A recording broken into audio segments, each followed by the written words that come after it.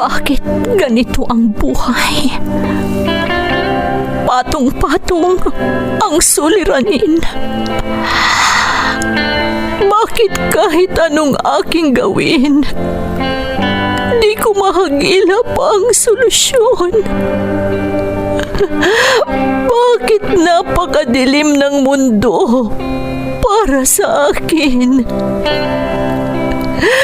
Kailan sisikat ang araw upang lumiwanag ang daang aking tinatahak?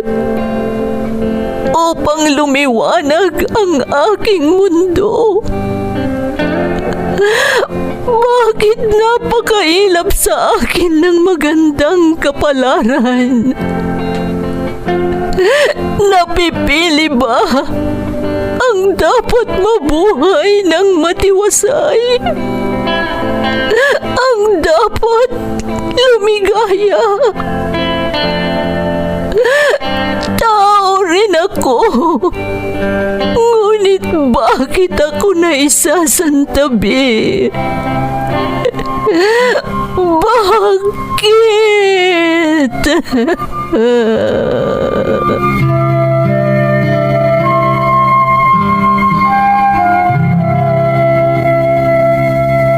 Puno ang mundo ng suliranin.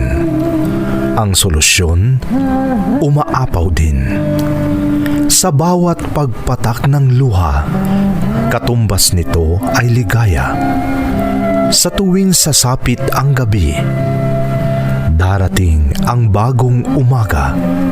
At sa tuwing tayo ay nadarapa, sa ating pagtingala, may malalakas na bisig na handang humatak sa ating muling pagtindig. Bakas ng lumipas.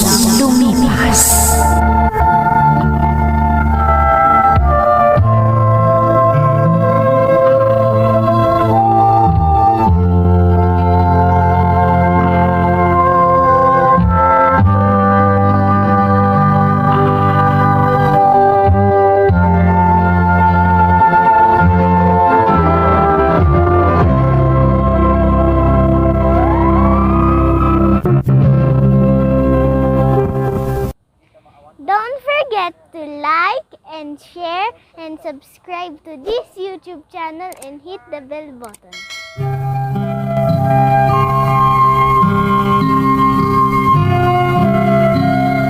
Magandang araw sa inyong lahat. Ang kwentong bibigyan natin ng buhay ngayon ay hango sa karanasang ipinadala ni Toby mula sa New Zealand. Ganito ang isinasaad ng kanyang liham. Dear Ate Emmy, itago mo na lang ako sa pangalang Toby. Taong 2018 nung dumating ako dito sa New Zealand upang maging beekeeper. Sa totoo lang ate, narinig ko ang kwento ni Senyorito Anthony at Kuya Benny at gaya nila, naengganyo din akong ipadala ang aking karanasan para maisadula sa programang Bakas ng Lumipas dito sa inyong YouTube channel. Mountain Province ang probinsya ko ate, pero jeepney driver ako sa Baguio City nung nasa Pilipinas pa ako. Sana ay mabigyan ng pagkakataong maisadula ang aking karanasan na hinding-hindi ko makakalimutan.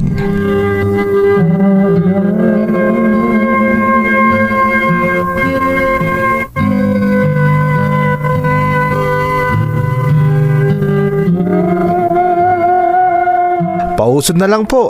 Siyam-siyam po yan. Uubusod na daw kayo. Sige na po, umusod na kayo para makalarga na tayo. Umusod na kayo konti. Bayad po. Paabot na lang po. Oh, paabot na lang po ang pamasahe. Ha? Siya na naman. Lagi na lang dito sa Minamaneo kung jeep sumasakay ang babaeng yan. Talagang napakaganda niya. Miss, ilan to? Isa lang kuya. Long trip. O sige, saglit lang yung sukli mo ha, miss. Isa pa sa kaliwa. Pausod na lang po mga kapatid. Isa pa sa kaliwa.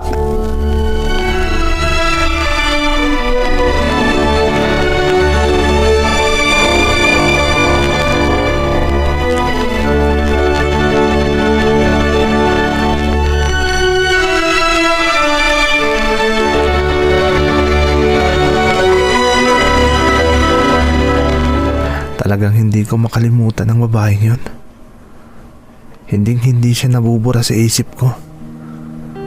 Sobrang ganda niya. Dalaga pa kaya siya? Siya ang dahilan kung bakit ako nagsusumikap sa pagmamaneho hanggang sa huling biyahe. Dahil lagi ko siyang hinihintay.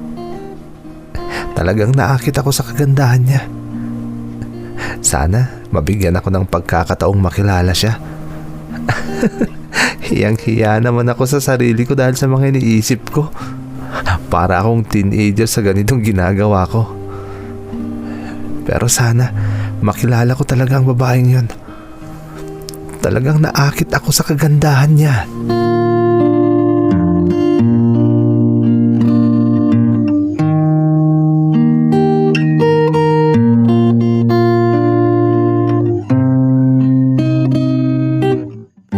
Ingat ka palagi sa pagbibiyahe mo, Toby. Huwag kang masyadong magpagabi, anak. Talamak ang mga luko-luko ngayon. Baka kung ano ang mangyari sa'yo. Huwag kayong mag-alala, Nay. At isa pa, hindi naman masyadong gabi ang last trip ko.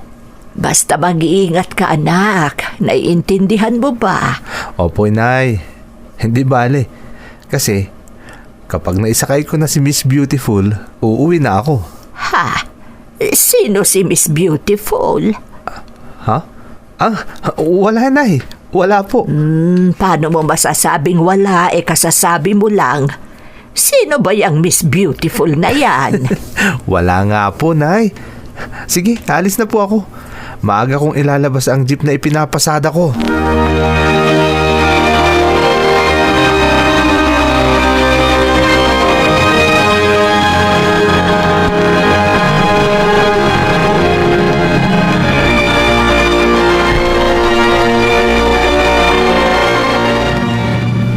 Ito na yata ang hinihintay kong pagkakataon.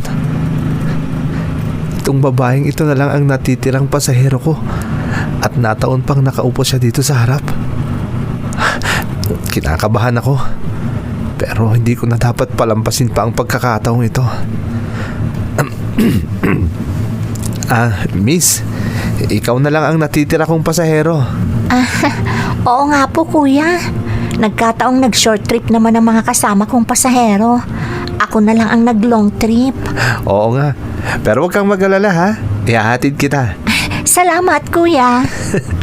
Sa totoo lang, magkalapit lamang ang barangay natin.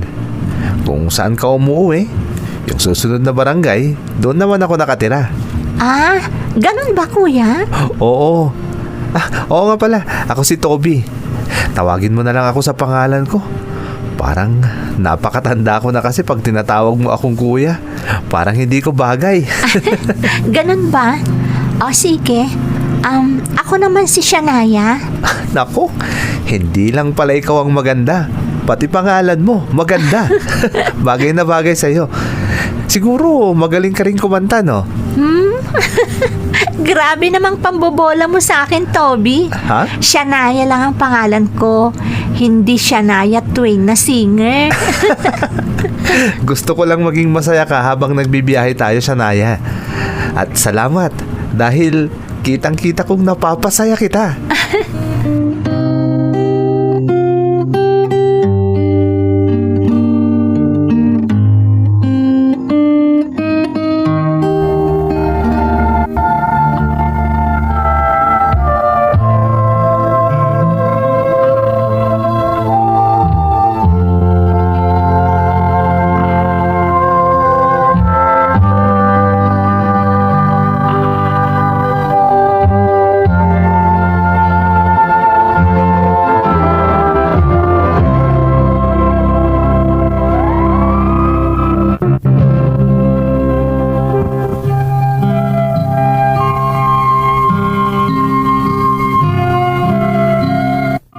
Sobra ang kaba ko ng mga sandaling yon, Ate Emmy, dahil akala ko sasabihin ni Shania na ma-feeling ako. Pero nagkamali ako dahil mabait naman pala ang babaeng nakabihag sa akin dahil sa kanyang kakaibang kagandahan. Yon ang simula ng pagiging malapit namin ni Shania. closeness na nahulog sa imbitasyon kong lumabas o makipag-date sa kanya sa kanyang day off.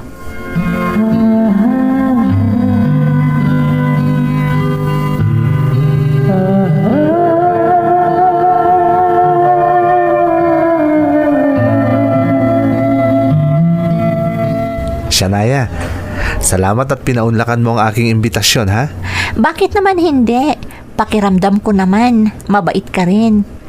Yun nga lang at nasasayangan ako. Ha? Nasasayangan saan? Kasi hindi ka nagbiyahe dahil niyaya mo akong lumabas sa day off ko. Ikaw naman, wala yun. At isa pa, araw-araw akong nagmamaneho ng jeep. Maliban na siyempre sa coding. Sigurado ka? Nabawasan ang kita mo dahil hindi ka bumiyahe at gagastos ka pa dito sa restaurant. Wala yun. Hindi bale. Para naman dito sa pinakamagandang babae sa balat ng lupa. Tigilan mo na nga ang pambobola mo sa akin. Uy, hindi kita binobola, ha? Sinasabi ko ang totoo, Shania. Ikaw ang pinakamagandang babaeng nakilala ko. Ikaw lang.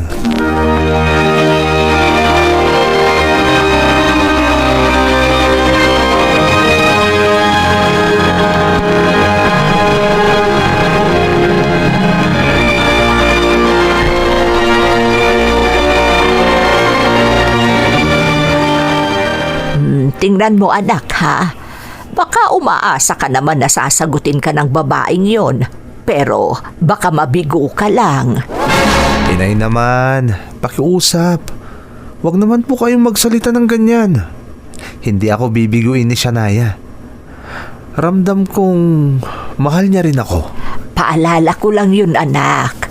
Ang hirap umasa. Tapos mabibigo ka lang. Baka kung ano ang mangyari sa'yo kung hindi mo kayanin. Basta nararamdaman ko, Nay. Mahal din ako ni Shania. At pakiramdam ko, sasagutin niya ako. Ay, Toby, anak. At kapag nangyari yon, Nay, ako na ang magiging pinakamasayang lalaki sa buong mundo. Sigurado yan. Kahit anong nais mo anak, yun din ang gusto ko. Pero gaya nga ng sabi ko, huwag kang masyadong umasa dahil baka mabigo ka.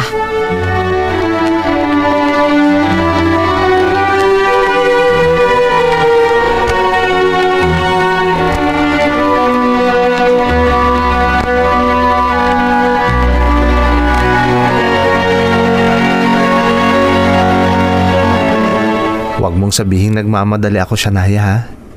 Pero gusto ko lang malaman kung may pag-asa pa ba ang pagmamahal na inialay ko sa'yo. Bakit, Toby? Nagsasawa ka na bang bisitahin ako dito? Uy, hindi ah. Hindi ako nagsasawa. Bakit parang nagmamadali kang malaman kung may pag-asa ka sa akin? Hindi naman ako nagmamadali. Excited lang. Iba yung nagmamadali sa excited, no? Oh, bakit ka nakangiti? Paano? May palusot ka na naman. Talagang hindi ka nauubusan ng rason, ano? Lagi kang may palusot. Tama naman ang sinasabi ko ah. Magkaiba naman talagang ibig sabihin ng nagmamadali at excited. Oo na nga. Oo na. Ha? Anong oo na? Oo na. Naniniwala akong iba ang ibig sabihin ng excited at minadali. At oo, mahal din kita. Ha? Totoo, Shania? Gusto mo bang bawiin ko? Ay, wag! Wag mong bawiin yan. Hindi mo dapat bawiin ang pag-amin mo na mahal mo rin ako. Wag na wag mong babawiin yan.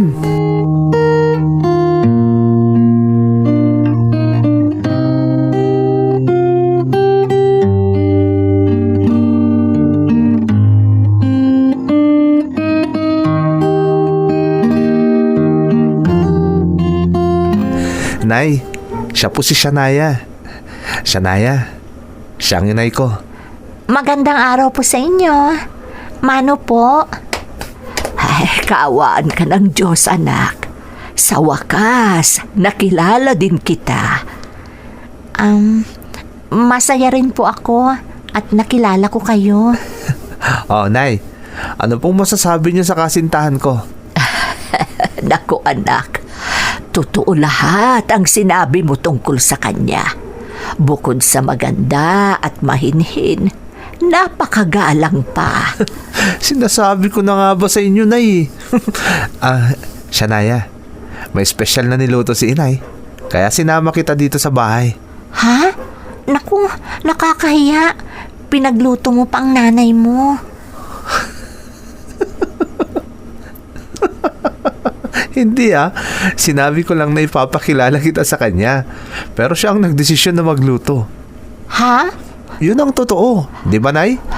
Oo anak, kaya huwag kang mag-alala. Basta dito ka kakain ha? Huwag kang mahihiya.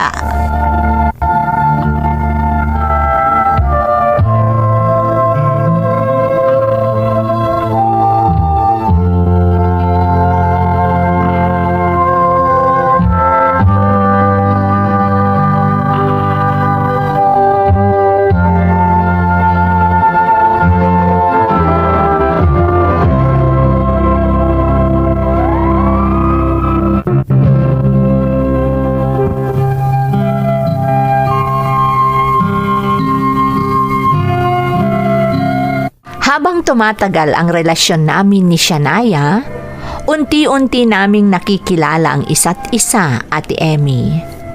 Nalaman ko na pareho kaming taga Mountain Province, pero magkaiba lang at magkalayo ang aming mga bayan. Walang problema sa relasyon ni Shanaya at ng magulang ko dahil sa totoo lang, gustong-gusto nila si Shanaya. 3 taon na kaming magkasintahan. Pero nagtataka ako dahil hindi pa rin niya ako pinapakilala sa magulang niya. Hanggang sa isang pagkakataon, nakita namin ang isang kaibigan na dating kababayan o kapitbahay ni Shanaya. Marami akong nalaman sa kanya tungkol sa kasintahan ko.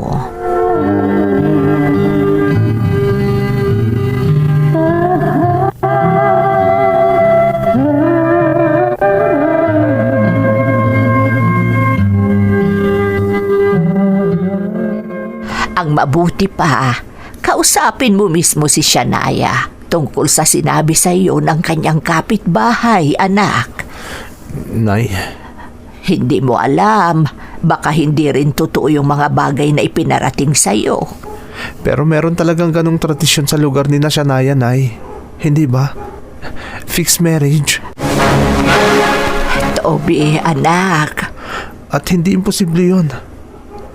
Lalo na kung talagang mayaman ang angkan ni na Shanaya. Sabi ko nga sa iyo, mas magandang kausapin mo ng personal si Shanaya tungkol sa mga bagay na nalaman mo. Mahirap kung naghihinala ka lang, anak. Mag-usap kayo ng masinsinan para malaman mo kung ano ang totoo.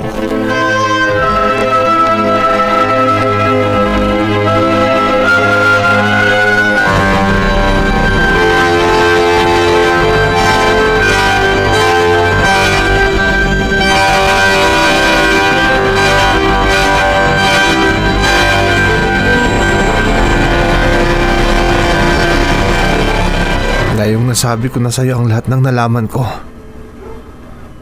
gusto kong sabihin mo sa akin kung totoo ba ang lahat ng yon. Toby, Totoo bang mayaman at prominente ang pamilyang pinanggalingan mo sa bayan nyo? totoo, Toby. Shanaya, At ang totoo, bata pa ako. Ipinagkasundo na ako ng aking mga magulang. ano? Pero hindi ko mahal yung pinagkasundo nila sa akin. Ikaw ang mahal ko. Ikaw lang. Wala nang iba. Shanaya, Ikaw ang una kong minahal. Alam yan ng Diyos.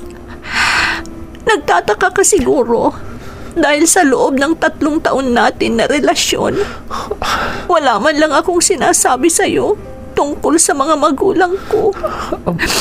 Dahil hindi ko kayang saktan ka. Kapag nalaman mo ang totoo, na-engage na ako sa iba. Ayaw kong mahiwalay sa'yo, Toby. Dahil mahal na mahal kita. Shania, Pero kailangan kong bumalik sa lugar namin para harapin ang lahat. Ipaglalaban ko ang pagmamahalan natin. Baka sakaling pakinggan ako ni Mami at Daddy. ipaglalaban ko rin ang karapatan ko sa iyo, Sanaya. Hindi kita kayang iwan. Ipaglalaban ko ang pagmamahal ko sa iyo. Anong ibig mong sabihin? Papayagan kitang umuwi sa lugar niyo. Pero gaya nga ng sinabi ko, ipaglalaban ko ang pagmamahal ko sa iyo.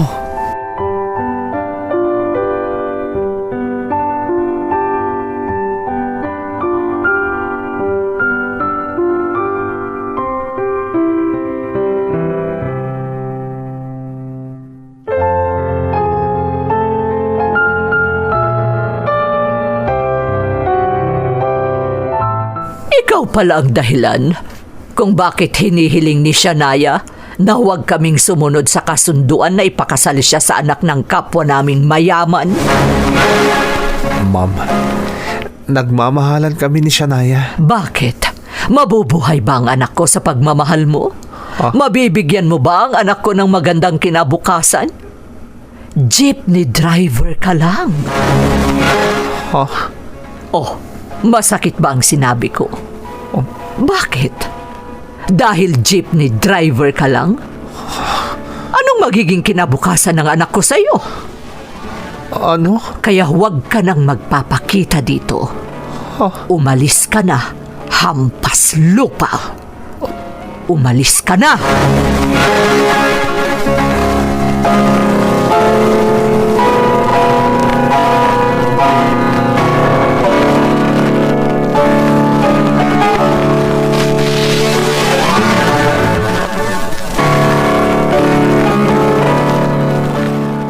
Hiniling ko lang kay Mami na kausapin kita.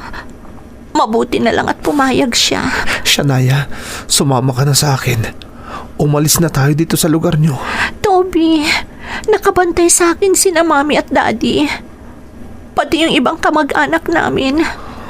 Kaya siguradong mabibigo lang tayo kung gagawin natin ang sinasabi mo. Ang mahirap, baka kung ano ang gawin nila sa'yo.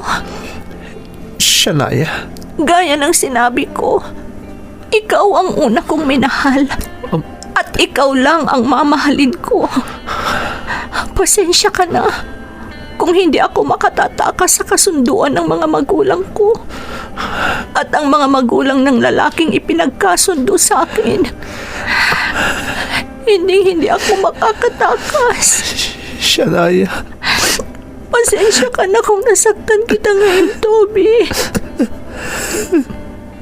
Pero gaya nga ng sabi ko, mahal na mahal kita. Pero sana, patawarin mo ako. Dahil hindi ko natupad ang mga pangako natin sa isa't isa. Shania. Patawarin mo ako kung hindi ako nagsabi sa'yo nung una pa lang. Patawarin mo sana ako. Patawad, Toby.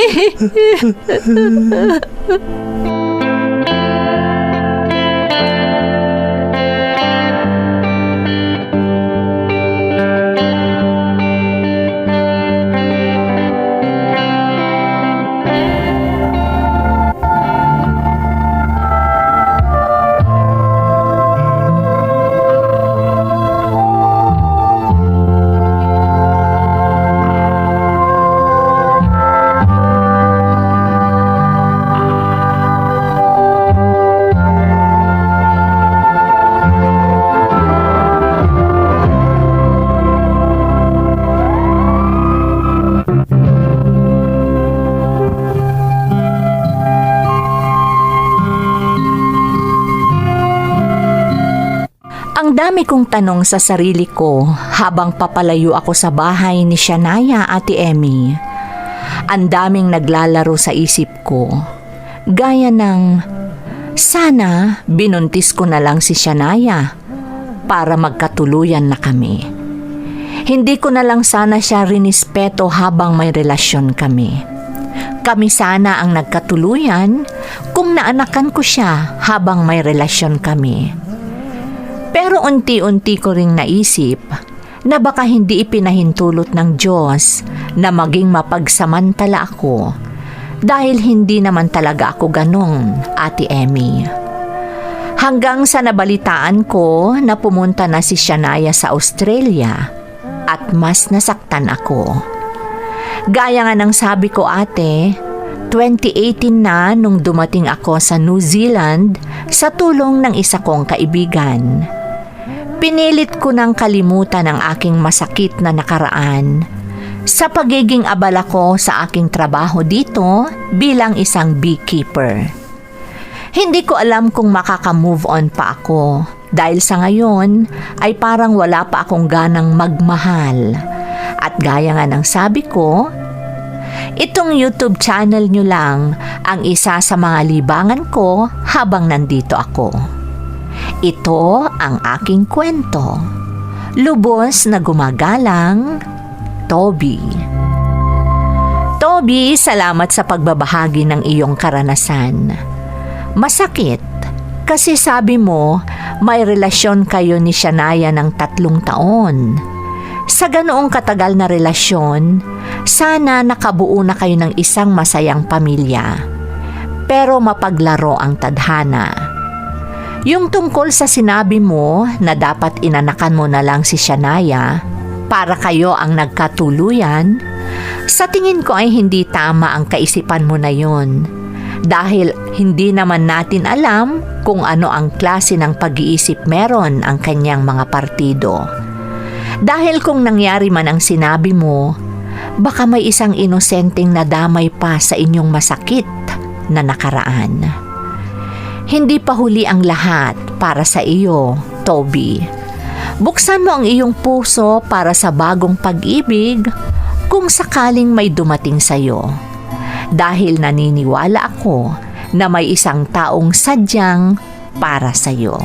Muli, maraming salamat sa pagbabahagi ng iyong kwento dito sa ating programa. Bakas ng Lumipas. Di mabubura